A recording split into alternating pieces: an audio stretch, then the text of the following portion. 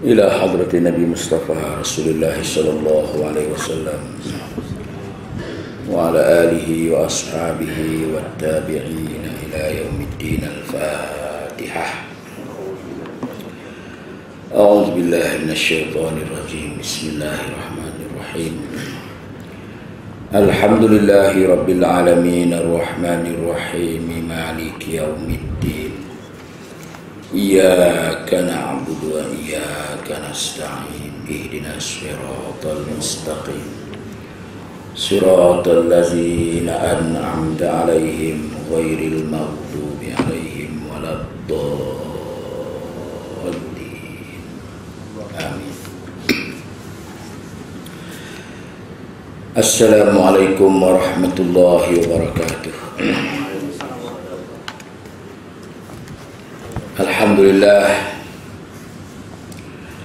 Alhamdulillahilladzi arsala rasulahu bil huda wa dinil haqq liyuzhirahu 'alad dini kulli wa kafa billahi shahida. Asyhadu an la ilaha illallah wahdahu la syarika lah wa asyhadu anna Muhammadan abduhu wa rasuluh. Sayyidina wa habibina wa syafi'ina wa zukhrina wa maulana Muhammad wa ala alihi wa ashabihi wa tabi'ina ila yaumiddin. Amma ba'd. Ayuhal ikhwan wal akhawat rahimakumullah. Tuan-tuan dan puan-puan muslimin muslimat yang dirahmati Allah Subhanahu wa taala. Syukur kita kepada Allah Subhanahu wa taala yang tak terhingganya. Dan mudah-mudahan kita menjadi di kalangan hamba yang bersyukur.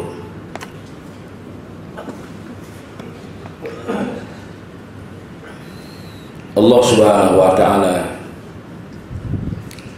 menyebut dan mengisahkan tentang hamba yang bersyukur ini sedikit sangat di kalangan hamba-hambanya yang bersyukur. Di antaranya firman Allah Subhanahu wa taala, wa qalilum min ibadiyasy syakur. Sedikit sangat di kalangan hamba-hamba aku yang pandai bersyukur. Dalam ayat yang lain Allah Ta'ala sebut wa aksaruhum fasiqun, ay kafirun.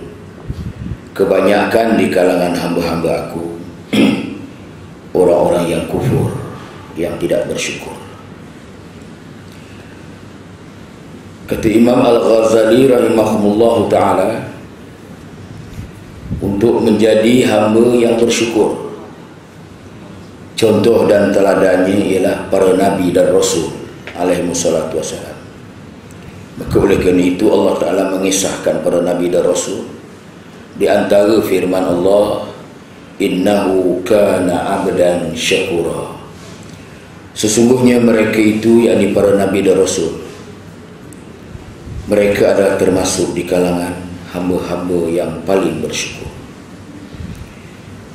Jadi salah satu daripada cabang-cabang kesyukuran ialah kita melaksanakan apa yang telah diperintahkan oleh Allah Subhanahu wa taala kepada kita, dan kita meninggalkan apa yang dilarang oleh Allah Subhanahu wa taala kepada kita. Wa iz ta'azzana rabbukum la in syakartum la azidannakum wa la in kafartum inna azabi lasyadid. Ingatlah pada ketika Allah Ta'ala menguji kamu dalam kehidupan ini. Jika seandainya kamu bersyukur dengan nikmat yang aku berikan kepada kamu, aku akan tambahkan nikmatku kepada kamu. Jika seandainya kamu kufur dan engkar dengan nikmatku, ingat, sesungguhnya azabku sangat pedih. Dan kita berlindung kepada Allah Subhanahu wa taala daripada murka dan azab Allah, sama ada azab di dunia ataupun azab di akhirat. Tengah hari yang mulia ini, saya bawa satu pesanan dan tausiah wasiat Rasulullah sallallahu alaihi wasallam. Nabi sebut dalam hadis ini, siapa orang yang bijak dan siapa orang yang tidak bijak. Sabda Nabi sallallahu alaihi wasallam, An Abi Ya'la Shaddad bin Aus radhiyallahu anhu 'anil Nabi sallallahu alaihi wasallam qala Al-kaisu man dana nafsahu wa 'alima wa 'amila bima ba'dal maut wal 'ajizu man atba'a nafsahu hawaha wa tamanna 'ala Allahil amani. Rawahu Tirmizi wa qala hadisun hasanun sahih. Hadis ini diriwayat daripada Imam Tirmizi dan beliau berkata hadis ini hasan lagi sahih.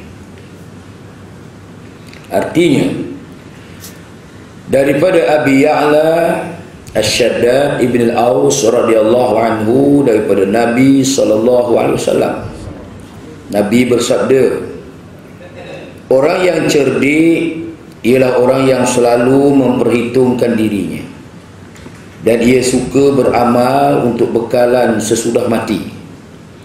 Sedangkan orang yang lemah, yakni orang yang tidak cerdik, ialah orang yang selalu mengikuti hawa nafsunya dan hanya banyak berangan-angan kepada Allah SWT, yakni untuk mendapat kebahagiaan dan pengampunan daripadanya tanpa beramal soleh, tanpa melakukan amal soleh.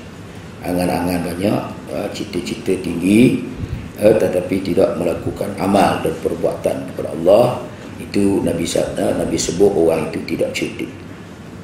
Keterangan hadis, terdapat banyak perbezaan dalam membuat penilaian siapakah sebenarnya orang yang cerdik atau siapakah sebenarnya orang yang bahagia, di mana perbezaan nilai ini adalah timbul daripada perbezaan garis panduan penilaian tersebut. Bagi seseorang yang berfahaman kebenaran, orang yang cerdik pada nilaiannya ialah seorang yang banyak memiliki harta benda dan banyak wang ringgit. Itu dinilai di segi materialistik, di segi kebenaran. Dia banyak harta, banyak duit, orang kata orang tu cerdik. Kemudian berpeluang untuk menikmati segala kelazatan dunia, dan bebas untuk bersuka-suka, bersukaria di kelab malam atau menyaksikan pertandingan-pertandingan sokan dan sebagainya, dengan tidak mengira atau memperhitungkan bagaimanakah ia akan mengakhiri kehidupan dunia ini, dan dia tidak berfikir apakah akan ditemuinya di dalam kubur nanti, dan tidak membuat rancangan bagaimanakah ia akan berhadapan dengan Allah Subhanahu wa taala pada hari kiamat nanti. Ini orang yang ikut ittaba hawa, orang yang mengikut hawa nafsu. Dia tak kira, malahan tak ingat dia ni akan mati. Bersukaria sebab duit banyak, harta banyak, dan dia memuaskan hawa nafsunya dengan mengikut apa sahaja yang dirancang, apa sahaja yang dibuat, dengan tidak mengira akan mati dan tidak mengira apakah bekalan-bekalan hidup selepas mati untuk bertemu Allah, untuk dibicarakan di mahkamah Allah Subhanahu wa taala. Sedangkan Allah telah sebut banyak dalam Quran, alhaakumut takasur hatta zurtumul maqabir. Alhaakumut takasur hatta zurtumul maqabir. Manusia berlomba-lomba, berbangga-bangga dengan mengumpul harta, kekayaan, anak, isteri, kaum kerabat, dengan tidak memikirkan halal, haram, dosa, pahala, benda orang, benda kita. Hatta zurtumul maqabir, sehingga terbujur di dalam kubur. Dia tak ingat dia mati. Ayat ujung itu, summa latus'alunna yawma izin 'anil na'im. Kemudian kamu akan ditanya segala nikmat yang Allah Ta'ala kurniakan kepada kamu. Kata Sayyidina Umar bin Khattab radhiyallahu anhu, walaupun nikmat itu sebesar jarum yang kecil, akan ditanya oleh Allah Subhanahu wa taala. Itu sebesar jarum yang kecil. Bagaimana baju-baju kita dalam almari ada 3-4 almari, kasut ada 3 robok, rambut palsu ada 3 lori. Contohlah tu. Baju-baju kita, pakaian kita, duit yang tak sempat kita sedekahkan, kita wakafkan, kita zakatkan. Tanah kita ada 30-40 hektar yang tak sempat kita buat masjid, kita wakafkan. Tak dari mana-mana dapat tanah tu, wallahu a'lam bisawab. Rumah sewa kita ada 560 pintu. Allahu akbar. Hari-hari, bulan-bulan collection, terima sewa, rumah sewa. Dulu 400, sekarang 500. Penyewa tanya kenapa naik sampai 100? Sebab tol naik, GST pun ada sekarang naik 500. Macam mana? Thumma latus'alunna yawma idzin 'anil na'im. Ingat, kamu akan ditanya satu persatu oleh Allah SWT. Itu maka wahai cerdik, Allah Ta'ala kurniakan harta, akal, fikiran, petunjuk dan hidayah, iman dan Islam. Allah Ta'ala kurniakan rezeki. Dia buat harta daripada dunia untuk akhirat. Dia tidak lupa untuk wakaf. Ada 2-3 hektar tanah, dia wakaf 1 hektar tanah dia untuk masjid, untuk sekolah tahfiz, untuk pengajian-pengajian agama, untuk madrasah, untuk masjid, untuk surau kan. Jadi orang boleh pergunakan untuk orang ramai, wakaf. Jadi selama kita dah mati, nanti kita akan terima hasil wakaf itu tak putus-putus. Kita kaya, duit banyak, kita tajir orang mengaji agama, orang mengaji tahfiz Al-Quran, mengaji pondok, orang mengaji di Mesir, orang mengaji di Jordan, orang mengaji agama, sehingga dia menjadi seorang yang hafiz, seorang alim. Berapa orang? 100 orang kita tajir, RM500 sebulan. 100 orang berapa? Kita ada duit berjuta-juta dalam bank. Itu harta kita sebenarnya. Kita infak, kita zakat. Maka Nabi kata itulah harta yang akan kita terima di akhirat. Yang kita kumpul tu belum tentu. Yang kita dah makan tu harta kita, yang kita dah pakai tu dah harta kita. Yang kita beli, kita simpan, belum tentu. Tak siapa punya, Allah Allah. Tak kita berlanggar accident mati, orang lain pula kahwin dengan janda kita, dialah yang punya. Kan? Orang panggil apa? Janda kaya. Suami itulah yang pergunakan harta dia. Tak kalau dia guna dengan yang baik, alhamdulillah. Kalau dia guna yang tak baik, masya-Allah. Iza mata banu Adam in qada amalu illa min salasin. Sadaqatin jariyatin aw ilmin yuntafa'u bih aw waladin salihin yad'u lah. Riwayat Bukhari wa Muslim, hadisun sahih. Apabila matinya anak-anak Adam, yakni zuriat Adam alaihissalam, maka terputus semua amal ibadat mereka kepada Allah. Tengok saudara kita, kawan sahabat kita yang dah mati, jiran tetangga, kawan pejabat kita yang telah meninggal dunia, seorang pun tak balik. Berapa puluh tahun dah, 10 tahun, 20 tahun, 30 tahun dah, yang sama seumur dengan kita. Pergi seorang tak ada balik, seorang pun. Dan mereka tu kalau boleh Nabi sebut berteriak, mereka tu nak balik. Time ni pula time azan. Bila mereka mendengar azan, mereka berteriak, ya Allah ya Tuhan, kalau boleh aku nak balik dulu, nak semayang zuhur, semayang asar, semayang maghrib. Kalau boleh nak duduk saf yang pertama. Itu kalau orang mati dia nak duduk saf yang pertama, orang hidup dia nak duduk saf yang belakang. Dah mati pun dia tahu fadilat saf ke depan, saf depan ni besar, dia kena berebut dah. Tapi orang hidup dia tak apa ingat sebenarnya. Allah Ta'ala kata tak boleh. Yang lain boleh kamu minta. Nak minta nikmat tu, nikmat ni boleh. Macam cerita Ashabul Yasin. Ashabul Yasin dipanggil Habibun Najjar. Diajak orang masuk Islam, diajak orang beriman, diajak kembali kepada Islam. Dia keluar kampung, orang kampung keluar dengan diajak mengucap kalimah syahadah, ajak beriman dengan Allah, ajak beriman dengan Rasul.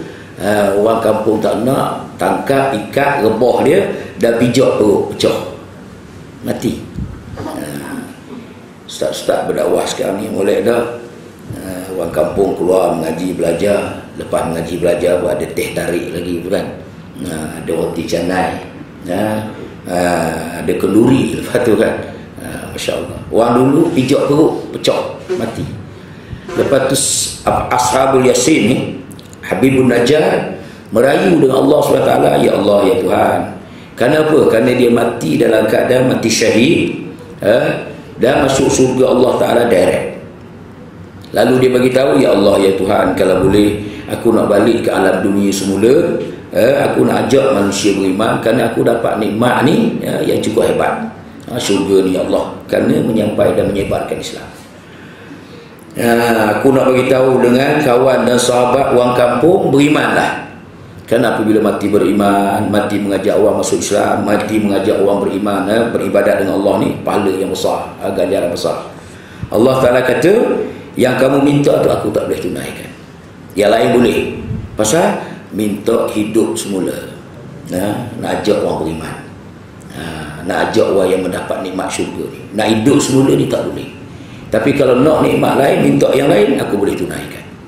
Ini nak ceritanya, mati ni sekali saja. Lepas tu tak hidup balik dah. Tak hidup balik semula ke alam dunia. Hidup bila berlaku hari kiamat. Tak alam dunia dah. Alam barzakh, alam kiamat, pada mahsyar. Maka Habib Najjar kata, tak ada arah lah. Kalau tak aku nak hidup, orang pijak balik, orang bunuh balik, mati, hidup balik, biar 1000 kali kalau boleh. Aku nak ajak manusia beriman. Aku ajak manusia mengabdikan diri kepada Allah. Tapi tak boleh. Apabila mati, tak boleh hidup balik. Maknanya sebut peluang itu sekali saja tuan-tuan dalam kehidupan kita, untuk kita mengumpul amal ibadat kita kepada Allah Subhanahu Wa Taala, untuk kita mengumpul bekalan kita untuk kita bertemu Allah Azza wa Jalla. Jadi kita jangan ghaflah, jangan termasuk di kalangan orang-orang yang lalai, sebab dunia ni akan sampai masa, akan sampai ajal. Imam Ghazali kata kiamat tu terbagi kepada dua. Satu dipanggil qiyamatus sughra, satu lagi dipanggil qiyamatul kubra. Qiyamatus sughra, kiamat kecil, yakni kematian setiap diri kita masing-masing. Wa kullu nafsin za'iqatul maut, setiap yang bernyawa mati. Tengok orang mati akhir zaman, masya-Allah, mati mengejut. Aksiden 3-4 orang mati, 5-6 orang mati. Orang biasa mati, orang bisa pun mati. Orang pegawai-pegawai pun mati, kerani-kerani pun mati, raja dalam istana mati, raja yang tidak ada istana pun mati sekarang. Jadi ada istana, pemangku Sultan Kedah meninggal dunia, anak kepada Sultan Johor meninggal dunia, muda lagi kan. Itu panggil Sultan ada istana, raja ada istana. Raja pelawak tak dah menikah mati juga kan. Tunggu 30 tahun rancang nak kahwin, tak sempat. Bintang-bintang filem, penyanyi-penyanyi yang muda-muda, yang dah tua-tua mati, orang biasa pun mati. Mari kita baca Al-Fatihah kepada mereka sekali seorang. Mudah-mudahan mereka termasuk di kalangan ahli syurga, insya-Allah. Dan harapan kita juga, kita akan sedang menunggu giliran masing-masing. Sedang tunggu giliran kita masing-masing. Mana kita ni hakikatnya bakal mayat, bakal jenazah jasad badan kita sekarang. Masih boleh makan lah, tapi makan yang halal. Masih boleh minum lah, minum yang halal. Masih boleh bekerja lah, bekerja yang halal yang diperintah oleh Allah. Masih boleh beribadat, ibadahlah dengan Allah Subhanahu Wa Taala.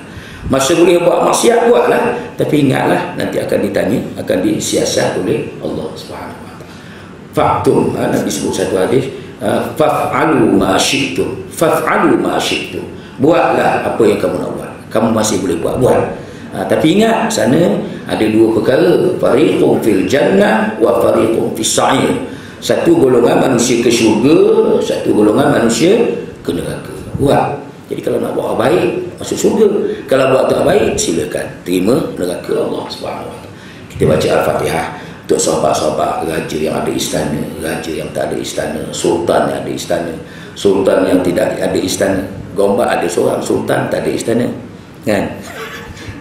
Kita baca Al-Fatihah belaka, sebab mereka mati beriman, mati kepada Islam. Tak macam mana ibadat dia, macam mana amalan, itu dia dengan Allah, dia terimalah dengan Allah Subhanahu Wa Taala. Husnuzan, kita baik sangka, kita berdoa, mudah-mudahan saudara kita, keluarga kita satu saja yang mati dalam keadaan beriman, mati dalam keadaan Islam, Allah Ta'ala masukkan mereka ke syurga. Al-Fatihah.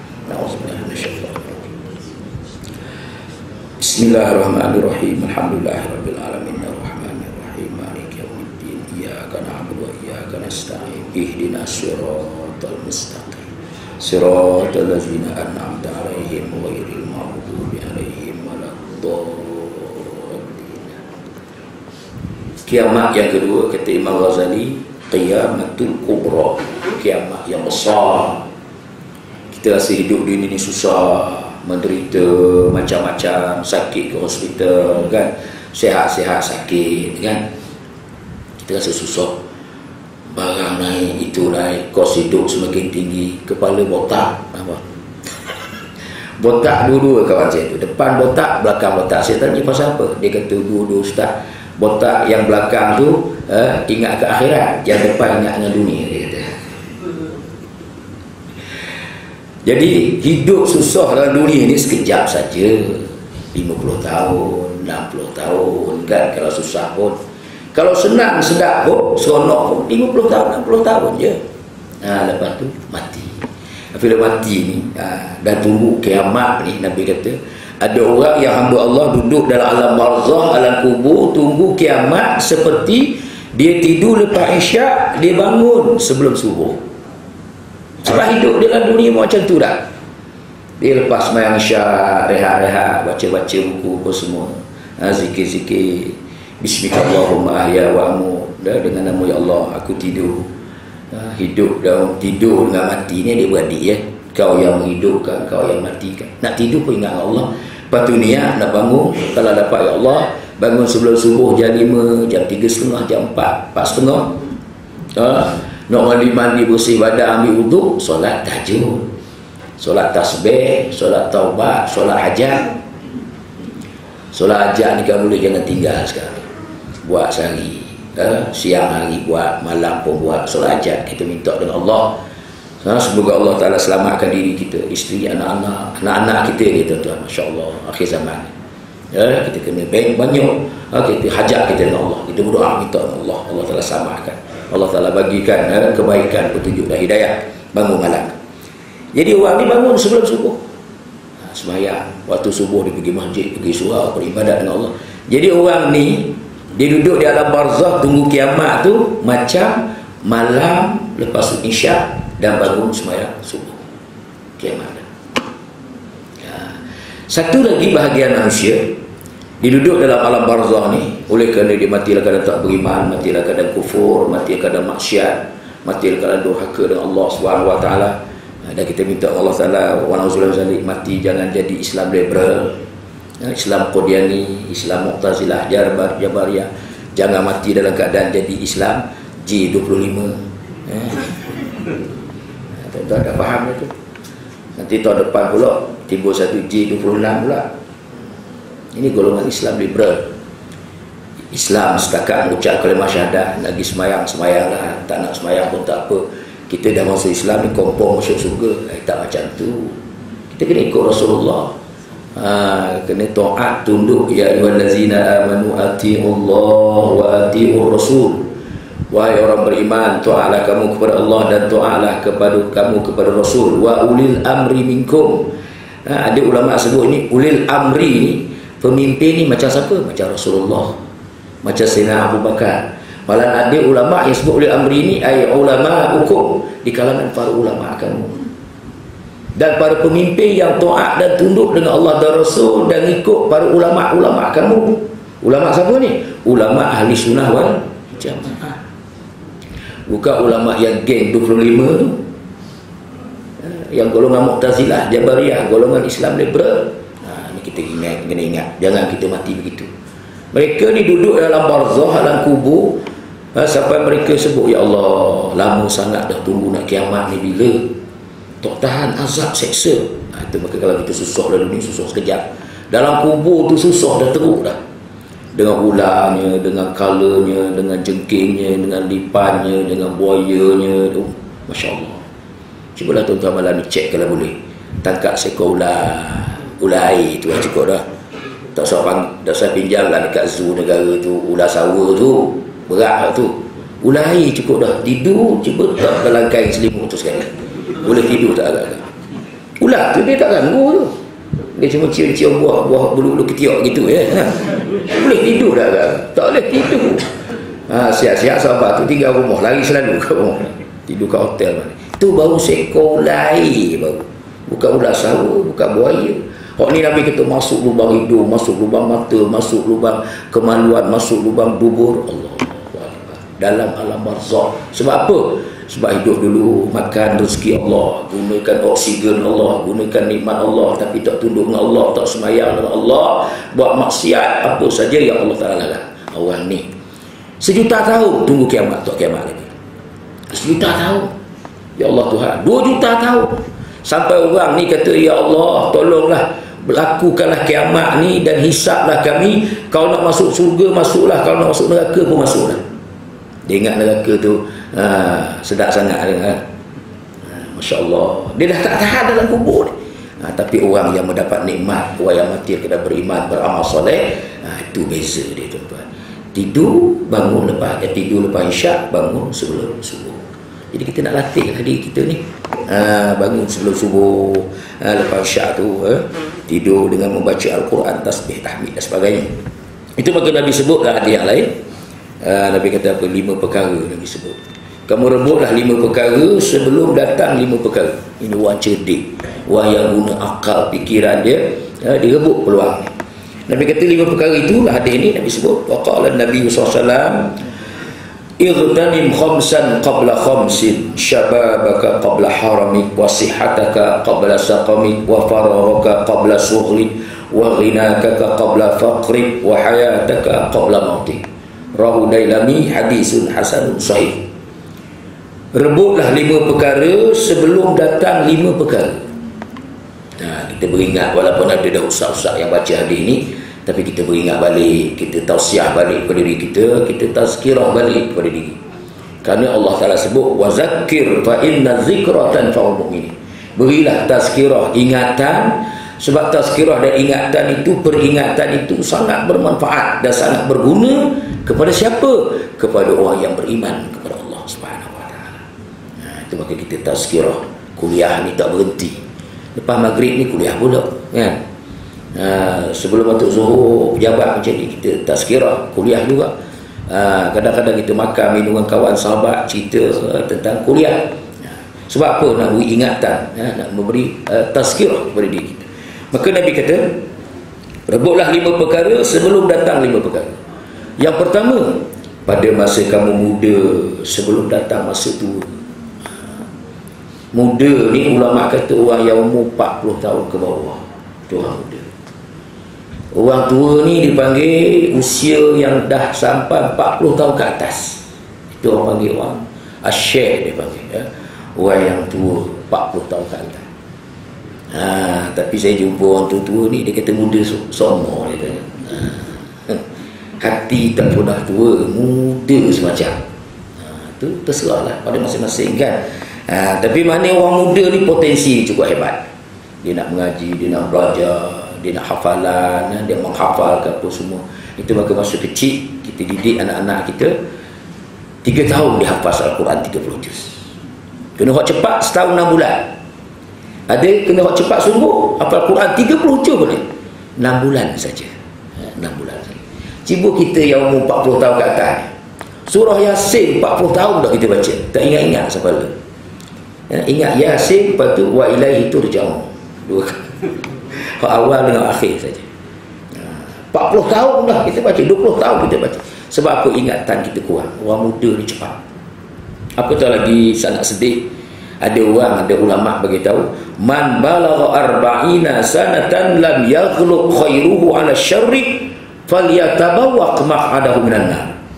Orang yang dah sampai usianya 40 tahun ke atas, tak menang ibadat dia dengan maksiat dia, tak menang yang baik dengan yang tidak baik, tidak menang yang taat dengan maksiat. Umur dah 40, 50, 60, maka orang ini dia telah mencadangkan tempat duduk dia dalam api neraka Allah Subhanahu Wa Ta'ala. Ini maknanya orang tua ni kalau dia tak berubah, susah. Itu maka benda yang baik ni, kita mula daripada awal, daripada muda, senang sampai mati.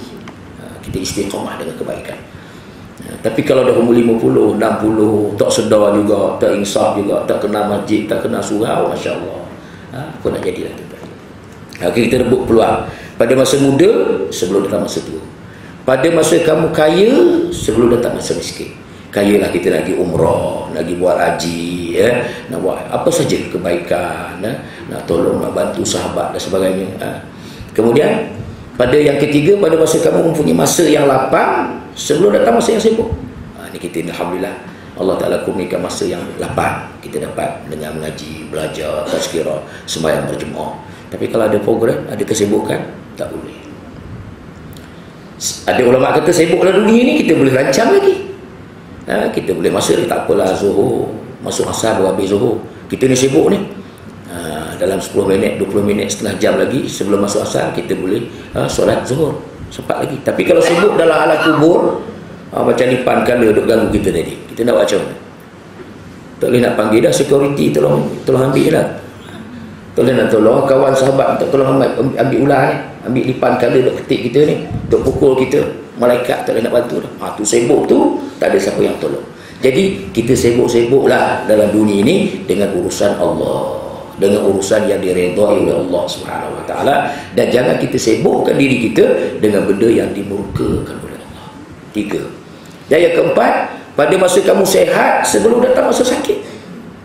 Tengok orang yang sakit, kita pergi ziarah sunat, kita pergi ziarah kawan-kawan, sahabat kita, jiran, tetangga yang sedang sakit, sama ada di rumah ataupun di hospital. Kita pergi ziarah kawan sahabat. Ulama kata sunnatun muakkadah, sunat yang sangat dituntut. Kita sahabat orang Islam beriman ni pergi ziarah sahabat, keluarga, anak beranak kita yang sedang sakit. Sunat yang dituntut sangat. Apatah lagi kita orang yang akrab, orang yang rapat dengan dia. Kalau kita pergi tu 20-30% dia pulih, sihat balik. Kerana dia suka tengok kita, dia suka dengan nasihat pandangan kita pergi jumpa dia. Sekarang ni payah kita nak pergi rumah orang, kalau rumah orang sakit, jadi ke hospital. Hospital banyak kita pergi, Masya Allah, tengok orang sakit kan. Jadi memberi satu keinsafan, satu kesedaran kepada kita, kita pun akan sakit. Dan sakit adik-beradik dia. Yang kelima, Nabi kata pada masa kamu hidup sebelum datang masa mati. Kita sedang tunggu sebagai disebut tadi kan, kematian ini, dan kematian yang tetap mati siapa pun. Maka Allah Ta'ala sebutlah ayat yang lain, ya ayyuhallazina amanu taqullaha haqqa tuqatih wa la tamutunna illa wa antum muslimun. Waktu setiap khutbah baca hari Jumaat, wahai orang-orang beriman, bertakwalah kamu kepada Allah. Maksud takwa itu apa? Imtisalul awamirihi wajtinabun nawahi, buat apa yang Allah Ta'ala suruh dan tinggal apa yang Allah larang. Wala tamutunna illa wa antum muslimun, dan jangan kamu mati melainkan kamu mati dalam keadaan muslim, mati dalam keadaan beriman dan beramal saleh. Ini kita sedang tunggu tuan-tuan. Itu jangan kita termasuk di kalangan golongan ghaflah, golongan yang lalai. Orang lalai dia tak ingat, dia leka dengan kehidupan dunia, dengan perhiasan dunia. Dah cukup-cukup dunia, dah ada 1 juta tak cukup, dia nak 2 juta. Dah ada rumah sewa 10 pintu, dia nak 20 pintu. Dah ada teksi sewa 20 biji, dia nak 200 biji. Tak cukup. Dah ada kereta besar, cantik, comel, sebuah, dia nak 2 buah. Macam itulah apa nafsu naluri manusia. Tapi kita kawal dengan sifat-sifat yang Imam Ghazali kata sifat qanaah, sifat bersyukur dengan Allah. Apa yang telah ada, yang telah dikurniakan oleh Allah Ta'ala, yang telah kita berdoa dan kita berusaha dengan Allah Subhanahu Wa Ta'ala. Dan sifat kita buat mari sifat tawakal, sifat tawakal kepada Allah, berserah diri kepada Allah dengan apa yang dikurniakan oleh Allah Subhanahu Wa Ta'ala, memadai, mencukupi nikmat Allah. Tetapi bagi seseorang yang beriman, ia mempunyai penilaian yang tersendiri yang berdiri di atas dasar keimanannya, di mana setelah ia beriman kepada Allah Subhanahu Wa Ta'ala dan Rasulnya, dan juga setelah ia beriman dengan hari pembalasan yang akan dihadapinya, lalu ia menganggap kehidupan dunia ini sebagai jambatan yang akan menyampaikannya ke negeri akhirat, bukan tempat bersuka-suka atau tempat bermain sesuka hati. Nabi sebut dalam dunia, dalam satu hadis, ada hadis-hadis macam ni kalau boleh kita ingat. Kita dah pergi kuliah, kita pergi mengaji dengan ustaz, dengan tutor kita, kadang-kadang mereka baca, kita ambil satu, ingat satu hadis, ingat satu ayat Quran sebagai tazkirah kepada diri kita. Sebab kita ni lalai, ghaflah, Orang yang suka lalai, satu leka. Tapi apabila ada satu hadis dalam badan kita, jasad kita ingat, kita baca. Kita baca bukan untuk orang, kita baca untuk kita. Nabi sebut dalam hadis ni apa? Ni bahasa Melayu, kita baca sini. Nabi sebut dalam bahasa Arab dia, Nabi kata ad-dunya mazra'atul akhirah. Pendek hadis tu. Ad-dunya mazra'atul akhirah. Dan Nabi sebut orang yang hafal hadis dia 40 hadis. Bukan banyak 40 hadis ni. Ambil yang tu satu, ambil yang ni satu, ambil yang ni satu. 40 hadis. Nabi jamin orang ni lepas azab kubur. Lepas azab kubur. Kita baca satu. Ingat untuk kita. Ad-dunya mazra'atul akhirah. Dunia ini tempat jambatan menuju ke akhirat. Ataupun dunia ni tempat cocok tanam. Kita akan petik buahnya, hasilnya di akhirat. Oleh kerana itu kita ingat akhirat ni duduk depan kita. Syurga neraka ni dia hijab sikit sangat. Mati saja. Dia dah mati, nampak saja. Bukan nak tunggu lama, tunggu kiamat baru nampak syurga neraka dah. Mati dah, lalu dah. Kalau dia tu ahli beriman, amal yang soleh, sampai malaikat nak cabut nyawa orang yang beriman beramal soleh. Malam tadi saya tazkirah satu masjid, saya temu satu hadis tu. Nabi kata apa? Malaikat maut ni segan-segan malu-malu nak cabut nyawa. Jangan bagi salam. Dia pun jauh 3-4 batu bagi salam dah. Assalamualaikum tuan, minta maaf lah saya didatangkan dan diperintah oleh Allah. Segan, malu, macam-macam terasa. Nak datang ke pak-pak tu malu-malu. Sebab orang ni hebat. Orang yang dihebatkan oleh Allah SWT, malaikat pun segan. Dia kata minta maaf lah saya nak cabut nyawa tuan ni. Jangan bimbang, jangan takut. Selepas ni tuan dia letakkan satu tempat yang paling mulia yang tak ada dalam dunia. Terima kasihlah kawan dia kata. Lepas tu malaikat yang daripada langit ni turun ke aku. Duduk sejauh mata memandang. Tengok malaikat maut nak cabut nyawa. Di depannya sejauh mata memandang, haddal basar, di belakang, di kanan, di kiri, menyaksikan malaikat maut nak cabut nyawa orang baik ini. Lepas tu malaikat bagi salam.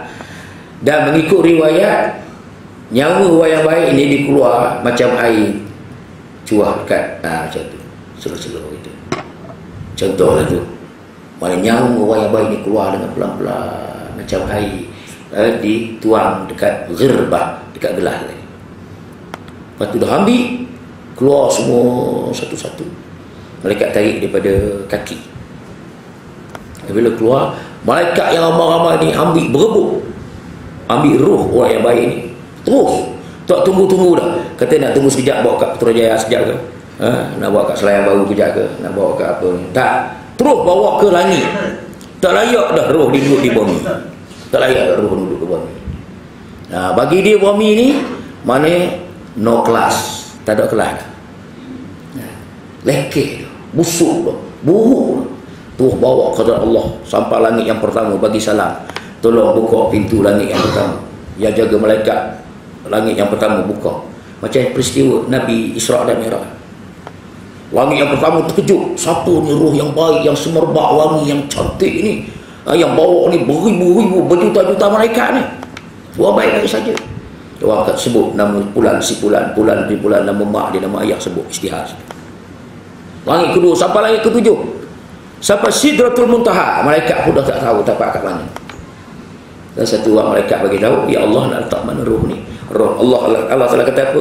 Roh ni letak dekat Illiyin. Illiyin, tempat tinggi. Tok situ tunggu kiamat dan dia akan merasakan nikmat Allah SWT. Dan jasadnya Allah Taala kata, oleh kerana jasad badan aku jadikan dia daripada tanah, daripada bumi, kembalikan dia ke bumi. Itu ditanam kat kubur bawah. Roh di atas. Sama dengan roh para nabi, para rasul. Itu orang macam tu tunggu kiamat tu sekejap. Jadi kalau roh orang jahat ni, orang yang ghaflah, orang yang laka, orang yang kafir, orang yang lala apa semua ni, kata Allah, malaikat datang dengan bengi. Siapa situnya sepaknya terajang, roh ni berselerak, duduk kat badan, duduk kat jasad, duduk kat kepala, tak tentu arah, takut. Sebelum ditarik nyawa tu disepak terajang. Bila dikeluarkan nyawa dia berselerak, kemudian malaikat ni ambil nyawa ni, bawa ke langit, sampai langit yang pertama, buka pintu langit, Langit yang jaga pintu, langit yang pertama tak nak buka pintu. La tuftahul bab, dan tidak dibuka pintu baginya.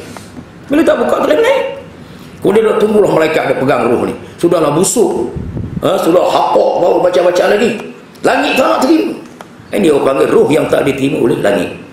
Amal ibadat yang tidak diterima oleh langit. Yang tadi itu diterima, buka sebesar-besar. Amal ibadat dia Allah telah terima, jasad dia Allah telah terima, roh dia Allah telah terima. Yang ni Allah telah tak buka pintu. Malaikat tak buka pintu. Kalau dia ada lama pegang ni, malaikat tanya Allah, ya Tuhan, kat mana roh ni kami nak letak? Allah telah kata apa? Kau bawa dia, capak dia ke bawah bumi. Duduk dekat Sijin. Duduk kat Sijin. Di pantat bumi sana. Bawah sekali pantat bumi sana. Pergi campak daripada awang pintu langit yang pertama tadi. Campak. Bukan pergi hantar, pergi campak. Tu nak cerita beza. La yastawi ashabun nar wa ashabul jannah. Tidak sama penghuni syurga dengan penghuni neraka.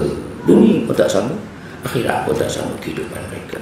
Maka oleh kerana itu kita bersyukur kepada Allah Subhanahu Wa Taala kerana di kalangan manusia yang ramai Allah Taala pilih kita menjadi orang yang beriman, dan mudah-mudahan kita dapat pula pelaskan iman tadi itu dengan amal-amal yang soleh, amal-amal yang baik. Kita lagi, kita tambah lagi sehinggalah kita bertemu Allah Azza wa Jalla. Kemudian kata di sini lagi, iman dah ada kepada kita, ibadat kepada kita ni, kita jangan buatlah sesuka hati, tapi kita ingat kita akan balik kepada hari akhirat. Dari kerana itu ia banyak membuat persiapan untuk masa akhirnya, untuk masa akhiratnya. Daripada masa ke semasa selalu membuat penelitian kepada bekal yang akan dibawanya. Itu bahkan Nabi sebut sini. Nabi kata mandana al-kaisu mandana nafsahu wa amila lima ba'dal maut. Orang yang cerdik, orang yang pintar itu ialah orang yang selalu muhasabah diri dia. Kita kena muhasabah. Berapa banyak maksiat yang kita dah buat, kita dah istighfar belum, kita dah bertaubat belum, kita dah tinggal. Taubat tu makna kita tinggal amal yang keji itu makna taubat. Lepas tu baru datang menyesal, baru datang istighfar, baru datang nak beribadat dengan Allah SWT. Tapi taubat buat pula, ni tak jadi. Oleh kerana itu dia muhasabah. Wa alima lima ba'dal maut, dan dia bekerja beramal ibadat, membuat bekalan-bekalan sebagai bekalan dia selepas mati. Mana dia hidup selepas mati. Kita akan hidup selepas mati. Orang kafir tak ada fikiran tu. Dia kata mati habis jadi tanah. Tu maka apabila dia mati, jasad badan ditanam lubang tanah tu, dalam tanah dia takut hidup balik, dia takut Allah Taala hidupkan balik semula, dibakar.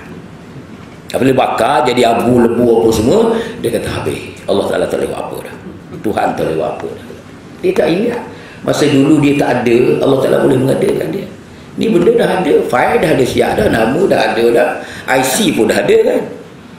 Cok ibu tangan dah ada. Takkan Allah Taala tak boleh mengadakan benda tu? Apa dia tak ada langsung, Allah Taala boleh mengadakan. Itu dia fikir orang kafir ni diselapik. Fikir orang Islam ni jauh. Itu orang Islam ni dia ada wawasan yang jauh, bukan setakat dunia tetapi sampai ke hari akhirat. Jadi insya-Allah saya rasa sampai sini dulu, dan insya-Allah lain kali kalau ada majlis-majlis ilmu, kalau Tuan Haji panggil lagi, insya-Allah kita akan sambung begitu-begitu yang lain lagi. Jadi saya rasa mudah-mudahan kita dapat amalkan, dan kita dapat panjangkan, sampaikan kepada sahabat-sahabat kita, dan mudah-mudahan kita mendapat keberkatan dunia akhirat. Ada soalan-soalan, saya bagi soalan 2-3 minit kalau ada, ataupun yang kurang faham, insya-Allah kalau dapat saya jawab. Kalau tak dapat, insya-Allah saya jawab bulan depan. Kalau tak dapat jawab bulan depan, saya panggil mufti jawab, insya-Allah. Mufti kita ramai, mufti kita ada 14 orang, insya-Allah. Tu saya rajin, saya apa ni kalau soalan-soalan ni kalau dapat saya jawab, kalau tak dapat kita panggil orang lebih alim kan, insya-Allah. Fadhal kalau ada soalan. Tak ada ya, kalau tak ada bermakna mudah-mudahan kita faham dan kita amalkan, insya-Allah. Yang kedua, sebelum saya mengundurkan diri, saya ada masih anak yang sedang belajar. Kebetulan di Mesir itu ada 2 orang, lelaki seorang, perempuan seorang, yang sudah hafiz Al-Quran, dan yang seorang mengambil bidang Al-Quran 3 tahun 4 tahun di sana, dan yang seorang dalam bidang syariah, wasiasah di Al-Azhar seorang, di Subra seorang. laki seorang perempuan seorang, dan insyaAllah mereka dua orang ni 15,000 setahun tuan-tuan pengajian di sana. Buat setakat ni belum dapat mana-mana bantuan, buat permohonan belum luluh lagi. Orang ngaji agama ni lulusan dia lambat. Kalau ngaji India, ngaji England, Amerika ni lulusan dia cepat sikit. Jadi insyaAllah saya mengharapkan sedikit derma daripada tuan-tuan, biarlah RM1 ke RM10, 10 sen, 20 sen, mudah-mudahan ianya mendapat keberkatan dunia dan akhirat untuk anak-anak mengaji insyaAllah. Wallahu a'lam, wabillahi taufiq wal hidayah. Assalamualaikum warahmatullahi wabarakatuh. Bismillahirrahmanirrahim. Alhamdulillahirabbil alamin wassalatu wassalamu ala asyrafil anbiya'i wal mursalin sayyidina Muhammadin nabiyil ummi wa ala alihi washabbihi ajma'in. Allahumma inna nas'aluka 'ilman nafi'a wa rizqan wasi'a wa 'amalan mutaqabbalan wa shifaa'an min kulli da'. Rabbana atina fid dunya hasanah wa fil akhirati hasanatan wa qina azabannar. Alhamdulillahirabbil alamin. Taqabbalallahu